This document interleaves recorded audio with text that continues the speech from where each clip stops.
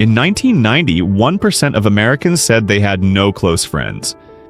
By 2024, that number was 17%. That's not a coincidence. That's not screens or personality or some vague cultural decline. When something shifts that dramatically, over that many people, over that many decades, you stop looking at the individual and you start looking at the system they're living inside. And when you look at the system, one thing becomes very hard to ignore. Your city was designed to make you lonely, not by accident, not through negligence, through a century of legal decisions, planning philosophies, and economic incentives that, layer by layer, dismantled the physical conditions that make human connection possible. Here's what that actually means. Before we had suburbs, American cities looked different. Not just aesthetically, structurally. You had homes above shops, corner stores within walking distance, workplaces close to where people lived, sidewalks that actually led somewhere, streets where you'd run into the same faces, day after day, without scheduling it. Sociologists call these kinds of spaces third places. Not home, not work. The cafe, the plaza, the community hall, the stoop. The places where people encountered each other sideways. Not because they planned to, because the city put them there. That infrastructure of informal contact is what built social trust. Not grand community events, not organized programs. Just proximity, repetition, and the low-stakes friction of daily shared life.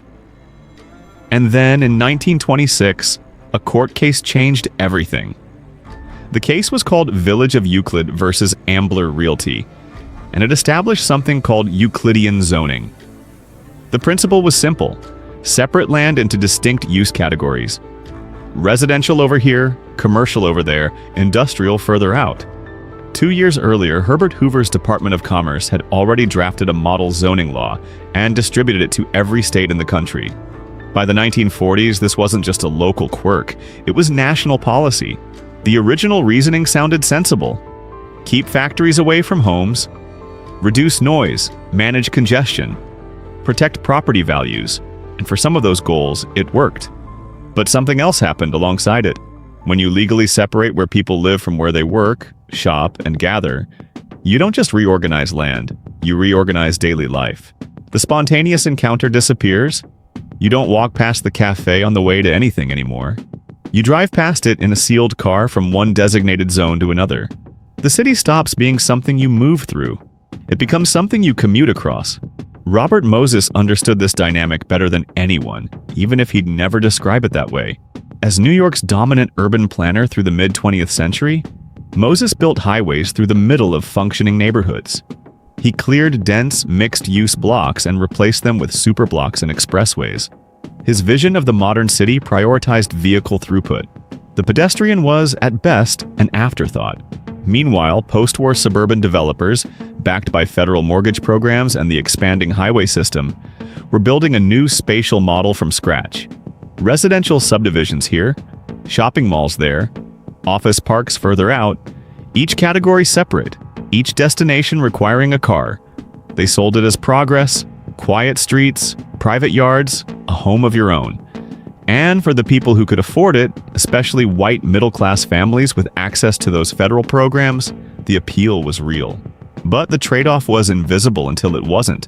Children couldn't walk anywhere. Neighbors stopped meeting by accident. Local commerce hollowed out. Public life moved indoors or disappeared. The geography of daily life contracted into a pattern of house, car, parking lot, car, house. Here's where it gets more specific.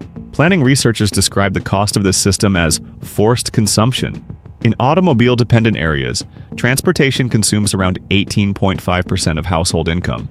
Analysts estimate U.S. sprawl costs roughly $1 trillion annually when you factor in infrastructure, fuel, vehicle ownership, and the sheer distance residents are required to travel just to meet basic needs. Sprawl monetizes distance. The further apart everything is, the more you have to spend to reach it. And it's not just transportation. Think about what else sprawl does to daily spending. Big box retail works because it's built on cheap land at the edge of cities, assumes customers arrive by car, and optimizes for bulk, infrequent purchases. The walkable corner store that sells you one onion on a Tuesday evening? doesn't survive in a landscape designed around parking lots and minimum lot sizes. The urban form shapes the transaction. The transaction shapes the economy, and the economy gets built back into the urban form. Now overlay that with what happens to public space inside this system. In cities across the US and UK, something called hostile architecture became standard practice. Benches divided by armrests so no one can lie down. Sloped surfaces that make sitting uncomfortable after 5 minutes. Spikes on ledges. Boulders placed to prevent gathering. Public toilets removed entirely so that sitting somewhere for an hour without buying anything becomes physically difficult. The Camden bench, introduced in London in 2012, was designed explicitly to prevent sleeping, skateboarding, lingering, and long stays. This isn't just about homelessness, it's a philosophy of space. The ideal user of public space under this model is someone passing through, someone spending, someone going from A to B efficiently. Anyone who stays, rests, gathers, or lingers without a commercial purpose is, by design, made uncomfortable. In New York City, there are hundreds of privately owned public spaces, plazas, and atriums that developers built in exchange for zoning benefits. Many of them have quietly added rules, design features, or private security to discourage exactly the kind of open, unstructured gathering that makes a public space useful. The city markets itself as vibrant and social. It removes the benches. A 2023 study of young adults across California, Illinois, and Texas found that closures of libraries and community centers, the kinds of spaces where people could simply be without purchasing, led directly to deteriorating mental health and reduced social ties. The effects were worse for marginalized groups who had fewer private alternatives. This is the mechanism. You remove the third place. The informal encounter disappears.